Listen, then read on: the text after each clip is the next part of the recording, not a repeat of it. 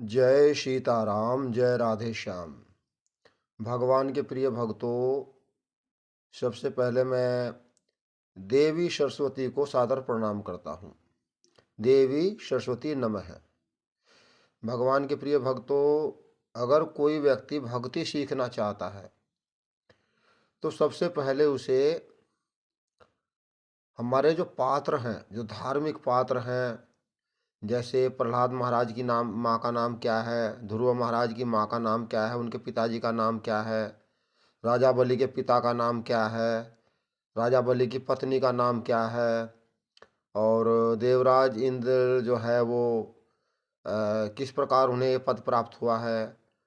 और जो धार्मिक कार्य में जो आए हैं लोग, उनका नाम रखना, उनके याद बहुत ज़रूरी है। जैसे आजकल छोटे बच्चों को आप किसी फिल्म स्टार या क्रिकेटर का नाम पूछ लीजिए, वो बता देता है।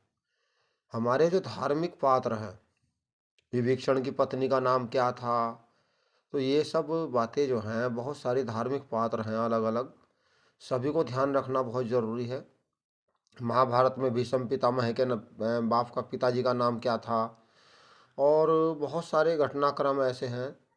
द्रौपदी के पिताजी का नाम क्या था, ठीक है जी, और रुक्मणी जी के पिताजी का नाम क्या था। बहुत सारे पात्र हैं जिनका हमें नाम याद रखना बहुत ज़रूरी है। हमें फिल्म स्टार और क्रिकेटर का नाम तो याद है, लेकिन अपने धार्मिक पात्रों का नाम हमारे याद नहीं है। यही हम लोग यहाँ से भक्ति छूट जाती है, भक्ति हमारे दिमाग में बैठती नहीं है। और जो लोग भक्ति करना चाहते हैं उन्हें हमेशा इस मंत्र का जाप करना चाहिए।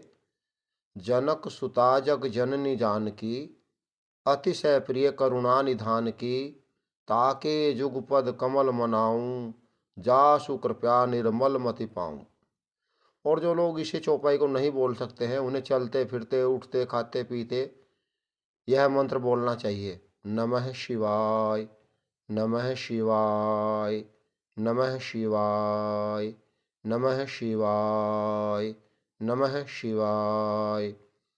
भगवान के प्रिय भक्तों, स्कंद पुराण में वर्णन आया है, जो इस मंत्र का उच्चारण करते हैं, जो इस मंत्र का जाप करते हैं, वो जीवन में सब कुछ प्राप्त कर लेते हैं।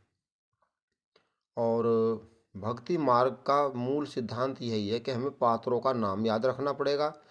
जितना ज़्यादा से ज़्यादा हम पात्रों का नाम ध्यान रखेंगे, चाहे वो महाभारत काल के भगवान श्री कृष्ण से जुड़े हुए हों, चाहे वो रामायण काल से जुड़े हुए हों, हमें उनका सबका नाम ध्यान रखना पड़ेगा, तो भक्ति हमारे दिमाग पे बैठती चली जाएगी। सभी सप्तऋषियों का नाम याद रखना पड़ेगा, गंगा मैया, नदियों का नाम याद रखना पड़ेगा, और पर्वतों के नाम याद रखने पड़ेंगे हम लोगों को। ये कुछ चीज़ें ऐसी होती हैं जिन पर ध्यान देना बहुत ज़रूरी होता है। कथाओं में जब कोई नाम आता है तो उसे हमें किसी डायरी में नोट कर लेना चाहिए। जय जय सीताराम, जय जय राधे श्याम, जय गौ माता, जय गोपाल।